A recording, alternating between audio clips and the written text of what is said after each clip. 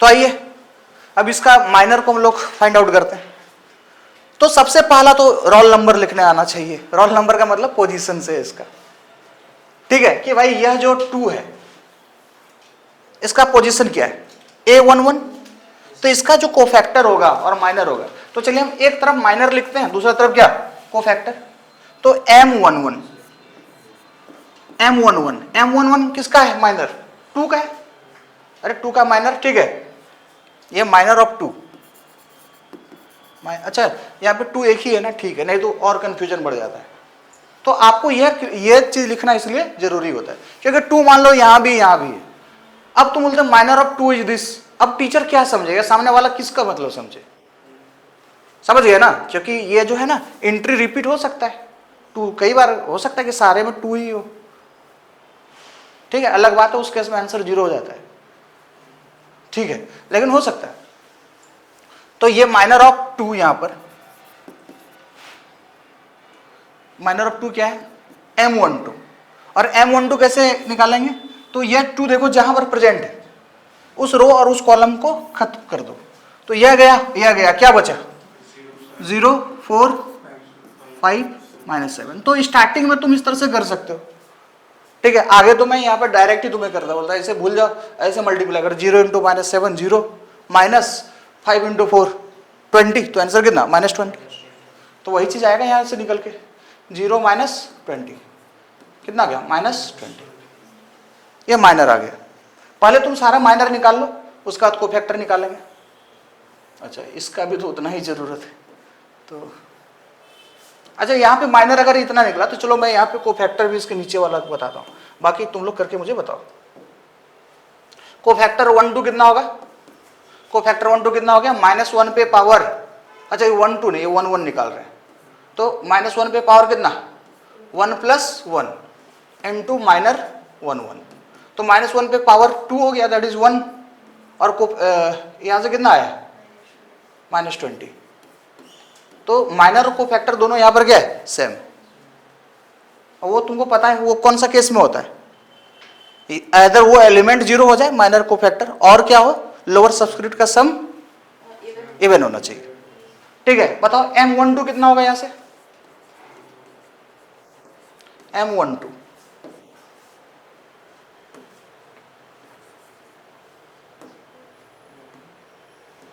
M first row second column, तो first row second column मतलब हम किसके करस्पॉन्डिंग बात कर रहे हैं, -3, तो यह गया और यह गया, तो बचा कितना, 6 1, तो कितना हो गया, -42 -4 -46। तो इसके लिए C12 कितना हो जाएगा, तुमको पता है -1 पे पावर 3 इंटू यह वैल्यू कितना है, -46, कितना आ गया, बन गया 46। बोलो ये सर नो, ठीक है। फिर यहां से बताओ, यहाँ पे M13 बताओ और कोई, तो देखो जो -5 ये है ना, इसके करस्पॉन्डिंग आप इसको गायब कर दे तो क्या बचा, 6015, मल्टीप्लाई करेंगे कितना मिलेगा, 30 -0 30।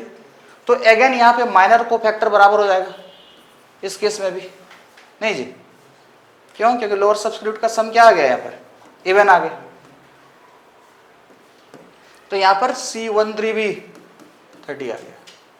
अगेन आप मुझे बताओ A21 के करस्पॉन्डिंग मतलब M21 कितना होगा यहाँ पर, M2 मतलब ये सेकेंड रो फर्स्ट कॉलम ये गायब हो जाएगा, ये पूरा ये, तो बचेगा कितना, मैं तुमको ऐसे भी दिखा सकता हूँ अगर तुम्हें दिक्कत हो तो, ये कौन सा गायब होगा, इधर से देखो, सेकेंड रो ये और फर्स्ट कॉलम ये, तो क्या ये इनके गायब होने के बाद क्या बचता है।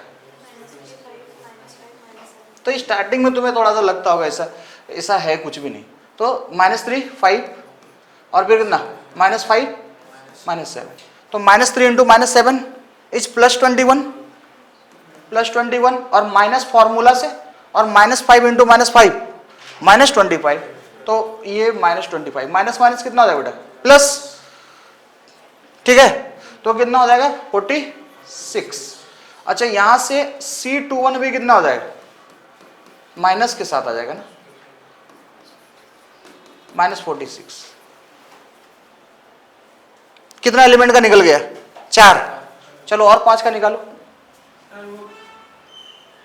कौन सा, -5 इंटू -5 क्यों होगा? -5 इंटू -5 क्यों होगा, -5 इंटू 5 होगा।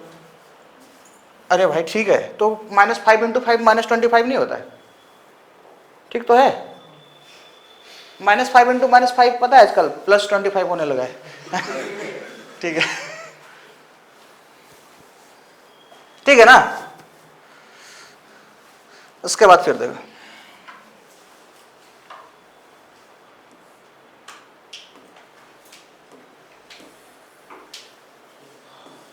और भी एलिमेंट का निकाल लेते हैं। चलिए C21 निकल गया, फिर अब निकालते हैं M22, बताओ M22 बताओ। M22 के लिए सेकेंड रो सेकेंड कॉलम को गायब कर देंगे पूरा, क्या बचा, इधर से अगर कॉलम वाइज लिखा है तो 2 1 और -5 -7, कितना हुआ है, -14 और +5, आंसर इज, अच्छा -19 नहीं, आंसर क्या हो जाएगा, -9। ठीक है, तो इसका C22 भी आ जाएगा तुरंत। C22 कितना है बताओ, C22 भी कितना होगा, सेम होगा, मतलब -1 पे 4 पावर इंटू दिस वैल्यू। अब अच्छा कई लोग मन में सोच रहे होंगे कि अब C22 कभी नेगेटिव नहीं आएगा, नेगेटिव आया कि नहीं आया, इवन पावर इसका रहा, क्या दिक्कत, अगर माइनर ही खुद नेगेटिव है तो नेगेटिव हो जाएगा ना, समझ गया ना। फिर ये देखो C22 आ गया, चलो C23 बता,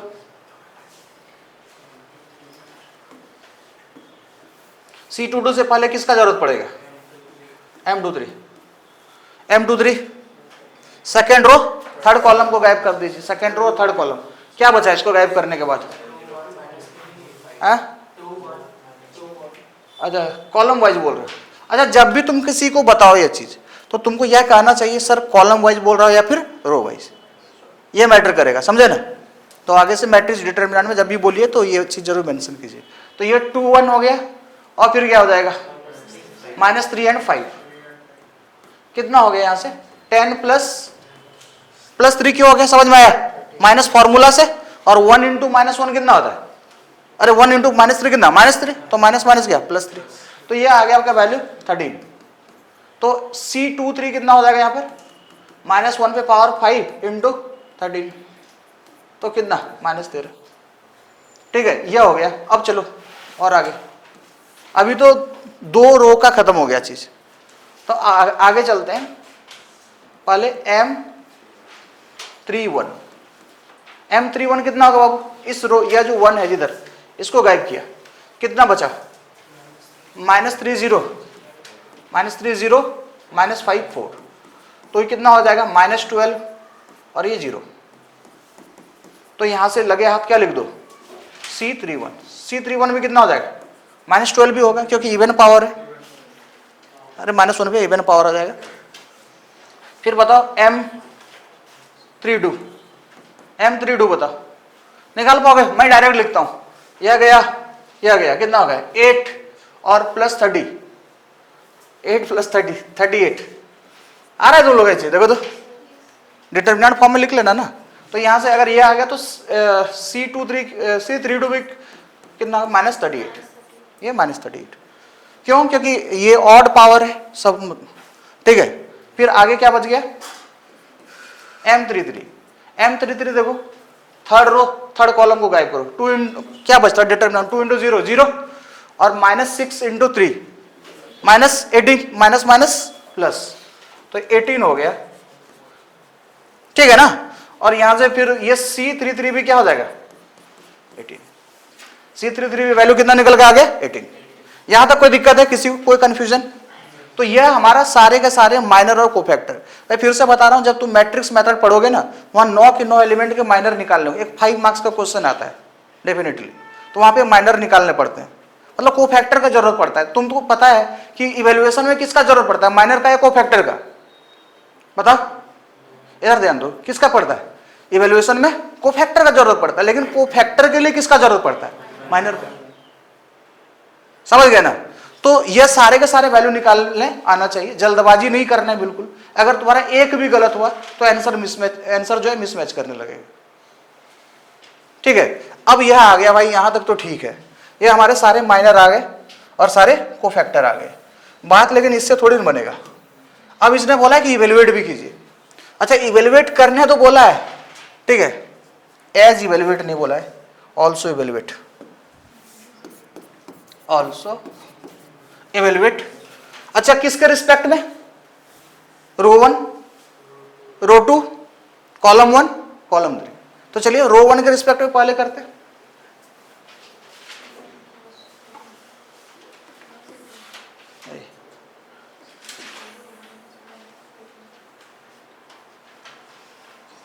अच्छा, रो 1 का, ठीक है, रो 1 के रिस्पेक्ट में यहीं पे कर लेंगे, यहां पर, या फिर हम चलिए इसको इधर मूव कर देते हैं यार, फैसिलिटी है, दिक्कत नहीं है। हाँ, ऐसे रिमोट थोड़ा रिमोट वहां पर है, क्या बंद करना है? थोड़ा सा बढ़ा दो, तो पीछे पीछे बैठ जाओ, क्या है ना कि थोड़ा इधर दिक्कत हो जाएगी। अच्छा देखो, इधर ध्यान दो ना यार, तो लोग ठंडा और गर्मी में क्यों सोच रहे हैं? ठीक है, अच्छा, विथ रिस्पेक्ट टू रो 1 क्या है नियम? Element into its corresponding cofactor. तो रो 1 का एलिमेंट क्या क्या 2 है, इनटू इसका कोफैक्टर क्या होगा? C11 प्लस रो 2, अच्छा उसका नेक्स्ट एलिमेंट क्या है? -3, इसका कोफैक्टर क्या होगा? C12 और फिर क्या है? -5 और इसका करस्पॉन्डिंग कोफैक्टर क्या होगा? C। आपने सारा चीज निकाल के रखा है, ठीक है, तो ये 2 इंटू C1 का वैल्यू बताना थोड़ा मुझे, C11 का, C11 कितना आया था? -20 प्लस -3, अच्छा C12 कितना आया था बाबू? 46, अच्छा -5, C13 कितना आया था निकल के? C13 कितना था देखो ना, इधर लिखे थे, C13 30 था, 30 था। अब इसको इवेल्युएट कर लेते हैं, देखिए कितना हो गया? -40 और ये कितना? 18, 138 माइनस का, और ये फिर से 150, तो -190, -138, ठीक है, ऐड कर लो इसको, कितना हो जाएगा? 8, 12, 1, 2, 3 -328। तो ये आया आपका रो 1 से। अब आप वेरीफाई करके बताओ क्या यही आंसर रो 2 के रिस्पेक्ट में भी आता है? विद रिस्पेक्ट टू रो 2 करो, अगर ये सही है तो हर जगह से सेम आएगा, वरना कहीं पे आपने गलती की होगी।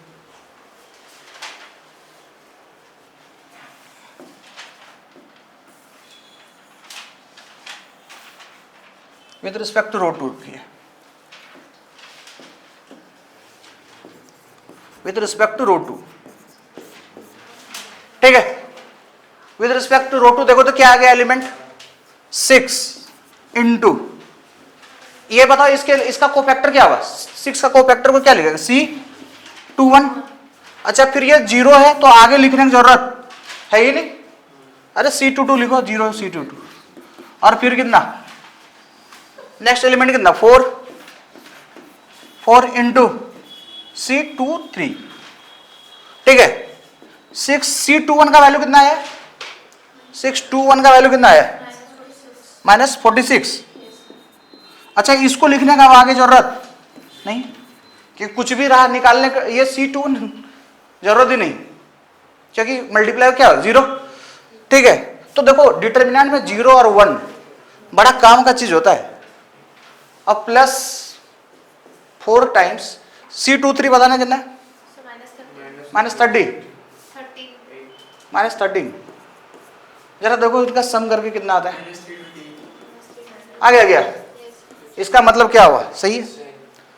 अच्छा फिर यह देखो, तुम इस यही काम किधर से कर सकते थे, कॉलम वाइज भी करने बोला ही है, कॉलम वाइज करने बोला है। देखो कौन से कॉलम के रिस्पेक्ट में, हाँ C2 C3, चलिए हम C3 करते डायरेक्ट, ठीक है।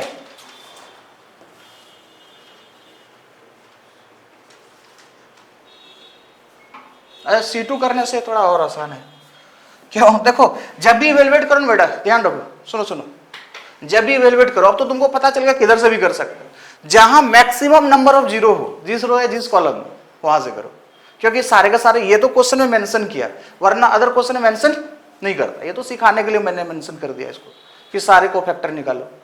तो मैं सिंपली यहां मान लो यहां 2 जीरो दे दिया इस रो में, अब बोलता है इवेलुएट दिस, तो हम अब इसी रो के करस्पॉन्डिंग क्या करते हैं, सॉल्व, क्यों, क्योंकि जल्दी हो जाता है, क्योंकि 2 का तो सॉल्व करना ही नहीं, बस ये एलिमेंट और इनटू इसका क्या, कोफैक्टर। अरे यस और नो, तो यहां पर अगर मैं C2 करूं, कॉल C2 के रिस्पेक्ट में, विथ रिस्पेक्ट टू C2, तो C2 के रिस्पेक्ट अगर इसको एक्सपेंड करें तो क्या हो गया, -3, इसका कोफैक्टर क्या कहलाएगा, मतलब -3 कोफैक्टर क्या है, उसका पोजीशन क्या है, फर्स्ट रो सेकंड कॉलम, तो C12, ठीक है, 0 C22, 5 इंटू कितना C, तो यह देखो -3, C12 का वैल्यू कितना होता है, C12 का वैल्यू कितना निकल गया है, 46, या तो ऐसे काम खत्म हो गया, +5 इंटू C32 कितना है, देखो तो -38, सिंप्लीफाई करके देखो कितना आया, आ रहा है माइनस, तो अगर आप कैलकुलेट करेंगे तो यह कितना हो गया, -138 और ये -190, तो कितना हो जाएगा, -32। सिमिलरली आप यही चीज कर सकते हैं। और एक चीज मैं बताता हूं कि फिर से गलती से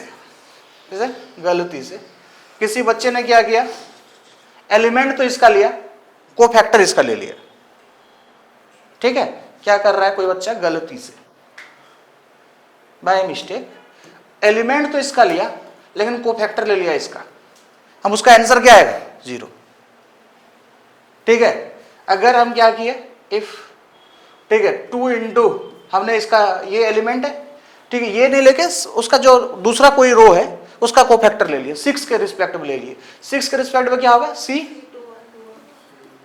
ठीक है, प्लस -3 इंटू, ठीक है, C22, और ये फिर क्या 4 इंटू, अच्छा -5 है ना, ये -5 इंटू फिर कितना, C23, ठीक है। लिखे क्या है, एलिमेंट किसका लिखे, फर्स्ट रो का है ना, 2 -3 एंड -5, लेकिन कोफैक्टर किसका लिखा गया है, सेकेंड रो के करस्पॉन्डिंग। तो देखना थोड़ा कितना आता है, 2 C21 का वैल्यू बताओ कितना है, C21 का वैल्यू तुम्हारे पास लिस्ट होगा, -46 प्लस -3 इंटू C22 कितना है, -9, और ये -5 है, C23 कितना है, -13 जरा सॉल्व करके देखिए कितना हो गया, -92 और प्लस 27 और प्लस 65 और 27 कितना, 92, -92 वैल्यू कितना आ गया, देखे जादू, कि अगर आप कोई और रो लेते हैं तो यह determinant value, not determinant value, ये डिटरमिनेंट वैल्यू नहीं है, लेकिन एक स्टैंडर्ड रिजल्ट जरूर है, ये वैल्यू कितना है, 0। आई होप आप सबको समझ में आ गया होगा कैसे हम लोग इसको इवेल्युएट करते हैं, या तो कोई दिक्कत है, अरे बोलो ये सर नो। तो आगे अगर थोड़ा सा नोट हम बनाए,